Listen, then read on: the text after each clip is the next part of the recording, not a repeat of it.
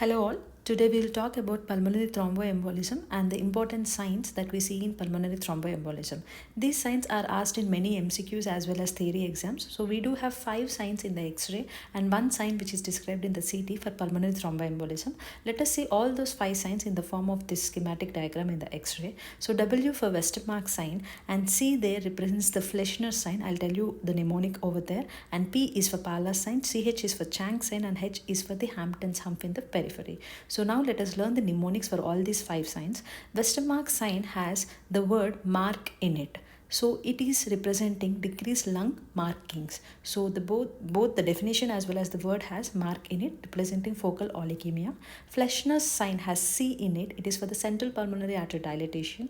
And Pallas is like PAL is for the descending pulmonary artery. Pallas for pulmonary and C in the Fleischner's representing central. In Pallas you don't have C written, so it is for entire descending pulmonary artery, whereas Fleischner's C is only for the central pulmonary artery. So the labeled one in the P is the entire descent of the descending pulmonary artery which is dilated. And when this descending pulmonary artery dilatation suddenly cuts off, that means suddenly hangs off. Hanging is cutting off, right? So Chang's is for sudden cutoff of the Pallas sign. That means sudden cutoff of the descending pulmonary artery. So these are the 5 signs that we need to remember in the form of mnemonics in the schematic diagram as described. Now let us see the actual images of these diagrams or of these signs. The first one is representing the normal markings on the left side of the lung, whereas there is decreased markings, that means oligemia, focal oligemia, which is representing Westermark sign. And the second X-ray is of Pallas sign, where you can see dilated right-sided descending pulmonary artery, which is one of the important signs of the pulmonary thromboembolism. And then comes the Chang sign, which is hanging off, that means cutting off of the Pallas sign. So there is enlargement of the descending pulmonary artery with sudden cutoff or sudden distal abrupt narrowing of the caliber.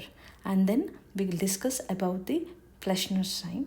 The Fleischner sign, the first X-ray is the normal radiograph, whereas in the second X-ray, you can see there is dilatation of the central pulmonary artery at the level of the hilum, indicating C in the Fleischner sign.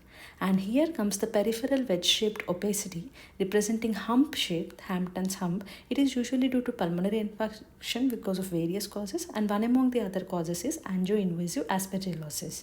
And this is the one CT sign that we need to know, which is the Polo sign. This is a thin rim of contrast persists around the central thrombus, central filling defect.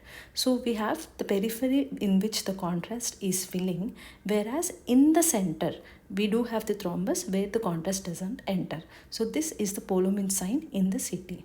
Now let us have a checklist of all the signs that we have learnt. The first one, enlarged central pulmonary artery, Fleischner's sign, and the airspace opacity, the Hamptons hump, descending pulmonary artery, Pallas, sudden cutoff, hang off, Chang's, and CT sign, which is the Polo sign. Thank you.